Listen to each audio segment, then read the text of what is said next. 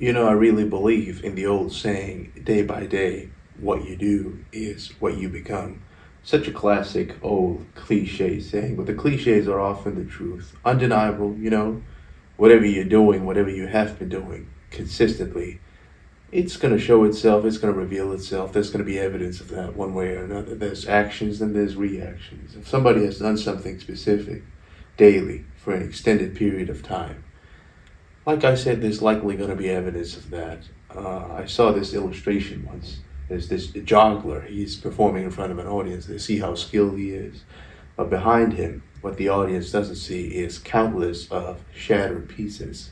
And it kind of reflects the performer's countless of shattered, failed attempts. It made me think, somebody said to me, who are you when no one is looking?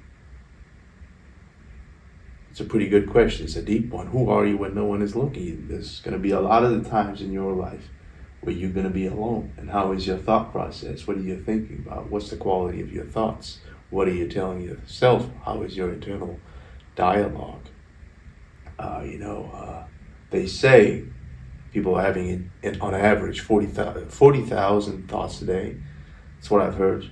I do not know how they quantify it. I don't think I have 40,000 thoughts a day. But again, how do you define the thought? It's a different discussion altogether. But when you are alone, and you might say, there's always people around where I'm at. I'm always busy.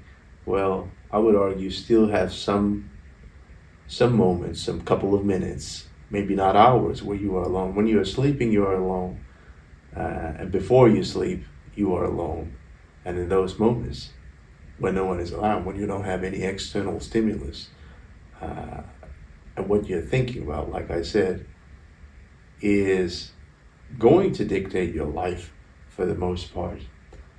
So it's in your best interest, definitely, to think in such a way that is to your own benefit, so to speak. You should not want to think in a way that's degenerative, that's going to lead to your own demise. You should seek to gain control of your mind. So his mind is telling you all sorts of things. So I'm going to give you an answer, a straight up answer, which is pretty effective, which has been working for me, and which I am 95% sure is going to work for a lot of people. And that is through being so occupied, so focused, through work and exercise and physical exertion. It's really amazing, and the immediate, potent effect movement has. So what really happens, when you are totally focused, when you're staying on a track and you persevere, and you do it consistently again and again and again and again, and you might say, I really find it enjoyable. And I think, sometimes the things that I do consistently, I love calisthenics, and I find it very enjoyable. But there are times when I don't want to go. So I caught myself in a state where I don't want to do it. I really don't enjoy doing it. But regardless, when you are there, you force yourself to do something you don't want to do. You remain disciplined if you do it repeatedly, day after day, week after week. And your mind is telling you, this isn't fun. When you're running, your mind is telling you to stop, but you're constantly fighting. You're saying, no, this is what we must do. You remain on the track. What that does on a long enough time frame is literally rewiring your brain, in a sense. I'm not a neuroscientist by any means, but it's training your mind. It's hardening your mind. It's callousing your mind. So you are slowly, through exercise, through work, taking control of your mind. So the next time you are having bad thoughts, next time you feel self-pity, you're not going to listen to it because you have already been there. You've already prepared. You have built that mental fortitude. So the potency of movement and physical exertion is certainly not to be neglected, regardless of your level.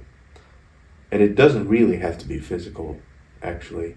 when you are there, when you focus on your certain craft, a certain piece of work, and you focus and your mind is totally occupied, that in and of itself, the activity in and of itself, is having its effects on his brain. So even though, if you have a certain ambition, if you have a certain goal, certain desires that you are aiming for, I'm talking about these grandeur goals, not goals that are immediately attainable, but maybe you want to have your own house, your own partner, maybe you want to be financially stable, whatever it may be. I'm just giving some examples. And you're working, and you do it for a long time, and it does not come to a fruition necessarily. I mean, that's sadly a reality for a lot of people. But the fact that you've done it, you've been on this journey, what you've picked up along the way, your experiences, all the lessons that you have learned has enhanced you as a human being, has unlocked and upgraded you as a human being. So you may get to a point, you realize, you're looking back in hindsight, I may not have achieved what I wanted to achieve, but I've still come a pretty far way. And that's a sense of fulfillment. That's a sense of very,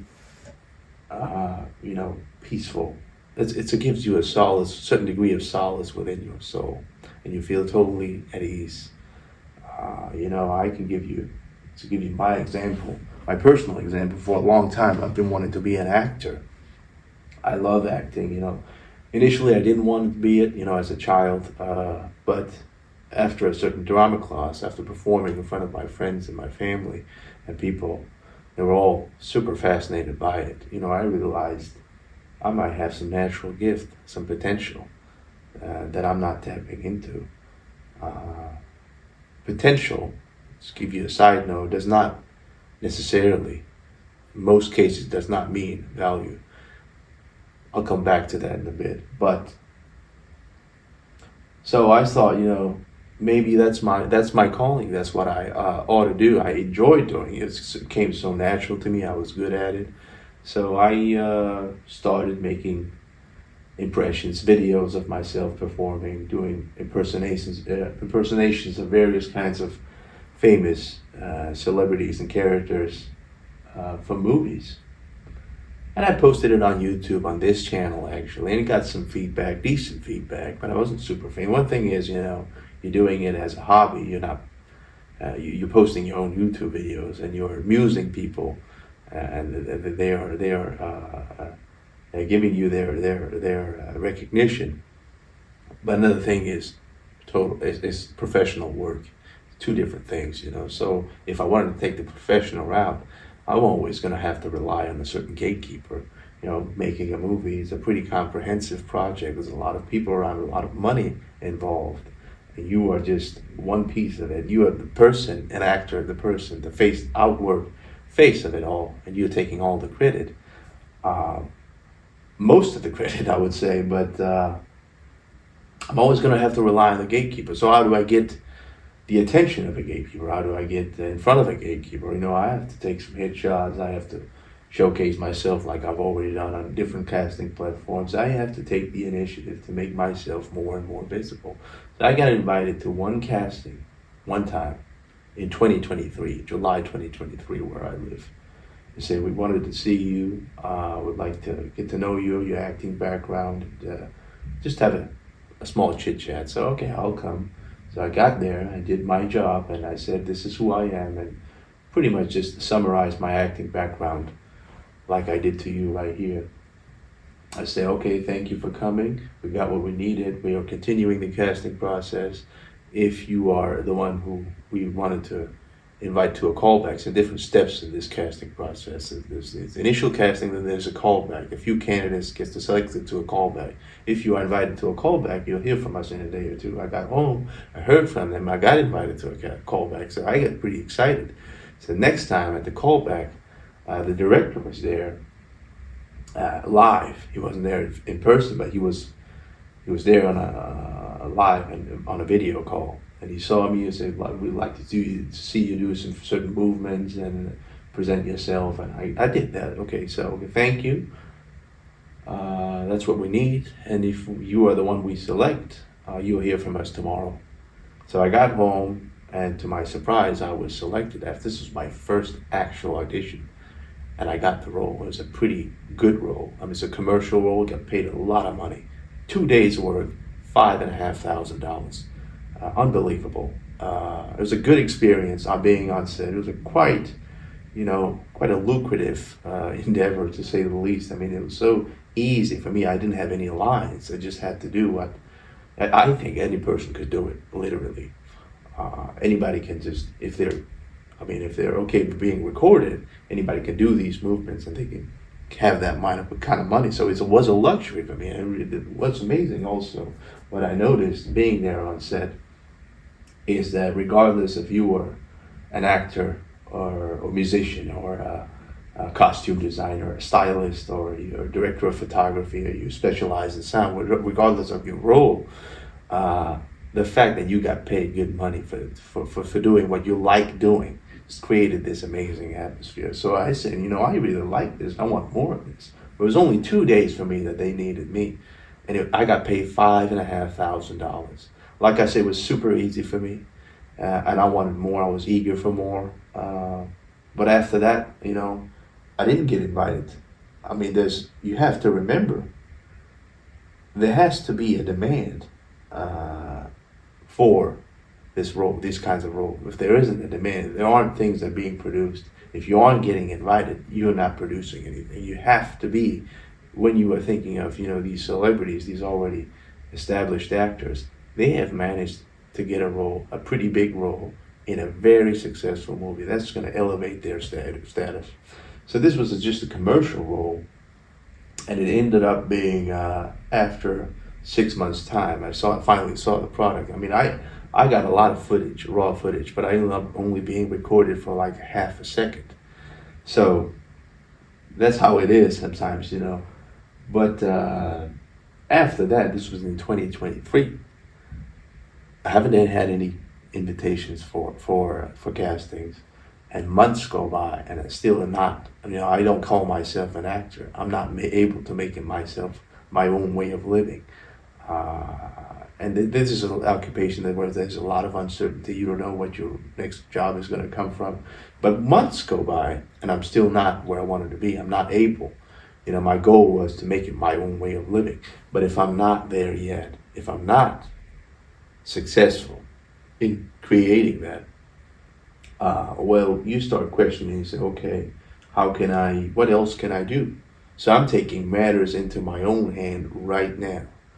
And maybe a lot of the times, many people are going to have to force to do that. I mean, this certain endeavor that I've chosen, like I said, I'm always going to rely on certain people. I was good at it, but, one thing with art is, it's very much a subjective. I got lucky, I would also say. I was good at the casting. I didn't see my competitors, how well they did. That's where you really gotta have to shine, when you're on that casting. But the fact is, when you're making a movie, a book, or music, it's all very subjective. It's not exactly quantifiable. What do I mean? Is that, if you're good at some kind of sport, soccer or basketball or golf or whatever it may be, if you say, okay, that individual at that level, at the upper level, at the elite level, he's able to deliver these kinds of stats. That's how many goals he has scored, how many assists, how many successful passes, etc. And if you perform that well, they just take you in and you have instant stardom. Art doesn't work like that. There's many actors that aren't particularly good, but they are established. They have a certain persona. They were perhaps very lucky. Regardless, one thing that you have to remember, so the whole field of art is sort of somewhat secondary nature. I mean, it's not exactly problem solving. It's not like, your car broke down and you will go out of your way to find a mechanic, consult with him to get your problem solved. You don't have heat in your house. There's some serious problems. Again, it is of sort of secondary nature, but still something I want to do. But if I'm not there yet, if I'm not successful, if I can't be there, and months, like I said, times go by, and you do not know how much time you have. A month is a pretty long time for me. And I'm thinking to myself, what else can I do? I'm taking matters into my own hand. I've already said this. You may have to, I'm carving out my own path. This is one way to do it. I've got a camera. I can talk. So this is what I do. And it may not produce much of a result, but it's better to try. It's better to give it what you've got. And this is certainly not optimal. I'm sure the quality of this whole film, this whole footage can be enhanced. There's many elements that can be imposed that can make it more captivating. I'm just recording on my phone. This is my own house. I don't have help from any others. I could record in a studio. I could record in an interior that has extravagant furniture and decoration, etc., to make it more captivating. I'm sure I could do that, but right now, today, with the time and with the resources and with the energy that I have available, this is what I can produce. And many times in your life, regardless of your ambition, is what I'm trying to say, regardless of what you're trying to achieve, you cannot always get it to your own liking. It's one reason I don't like social media so much. So somebody's, you have these influencers who say, I wake up at 5 and I have my morning routine. I have my supplements. This is what I eat. And then I do this. And by the time, when the time is finally 9 o'clock, I make sure that I journal. I do all of these things. That's all very nice. But how many people are actually able to duplicate that to that level of meticulousness? So many times you're going to have to compromise. You are kind of forced to compromise because I do not know you, what your background is and what your strengths and weaknesses are and what your goals are and what your circumstances are. The tea got cold. Had to sip a little bit from it. But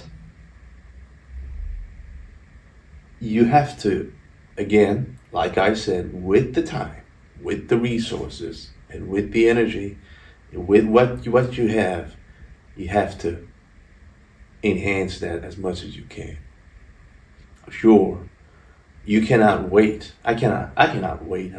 Again, weeks go by. I cannot pay somebody to come here and help me out and set up a fancy lighting, for him to take time out of his day so that we can produce this. Maybe I ought to do it, but I think, is it really worth it? Is it really worth it that I produce one video that's super glamorous, very high quality, that doesn't perform? There's no guarantee that it will perform, versus just performing consistently with what I have every day. I would argue consistency is more promising.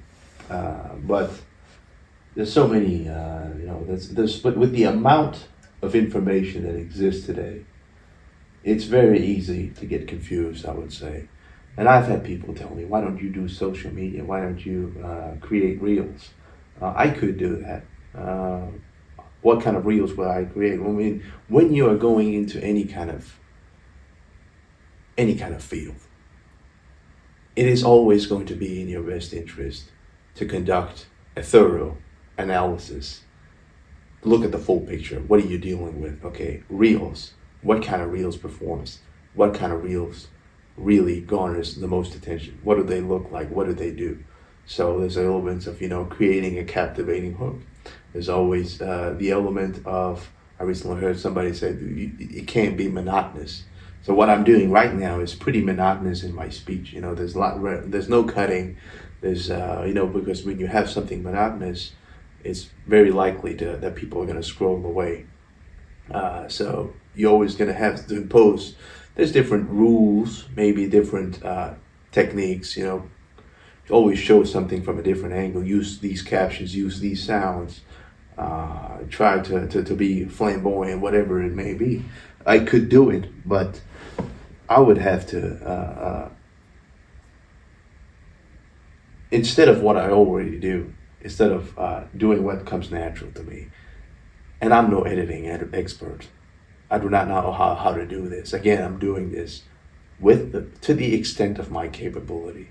I am using what I can. Sure, there's AI today. There is, different tools that makes it easier. But I'm pretty old school. This is what I can do. And this is something that I can do without having to rely too much on other people. So, regardless, like I said, what your ambition is, if you wanted to get in shape, if you wanted a certain result, if you wanted to go somewhere, say you wanted to gain strength perhaps, and you're working, you have your children maybe, or you're working 10 hours a day, and you barely have time to eat, and you realize that you have to eat in order to gain strength, you have to recover, you have to get a certain amount of sleep. But if you can't do it because of your schedule, you can enhance your approach, you could do it with your schedule, but you have to prioritize. It comes a point where you say, okay, I'm either gonna have to prioritize my work, continue my work, and I'm not gonna achieve extra strength, or I'm gonna cut down my work and I am gonna achieve my strength. So you gotta have to make a choice all of the time. So what's important for you? So don't be so quick to fall into these social media posts.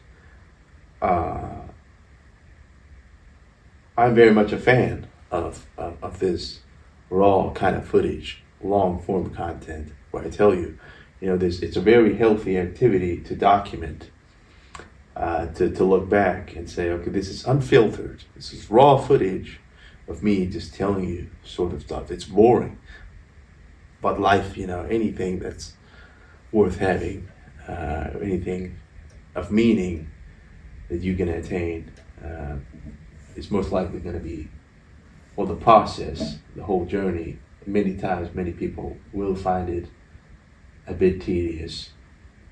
So I guess I've said a lot of different things. But first and foremost, it all starts with, the old saying,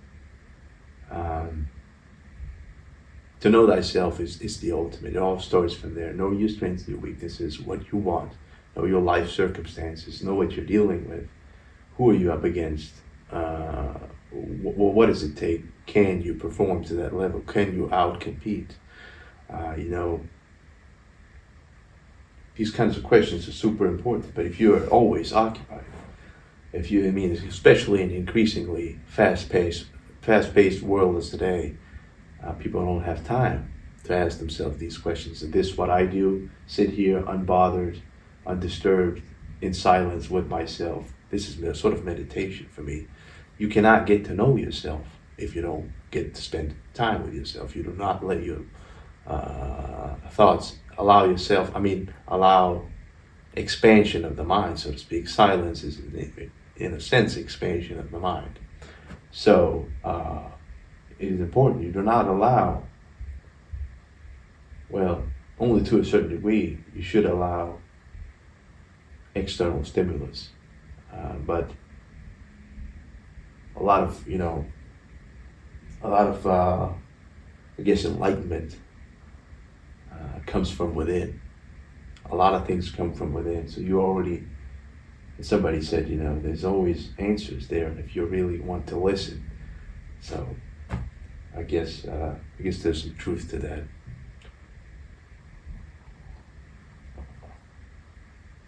I think I call this for today. Thank you for watching. I hope you were able to get some value out of this. Thank you.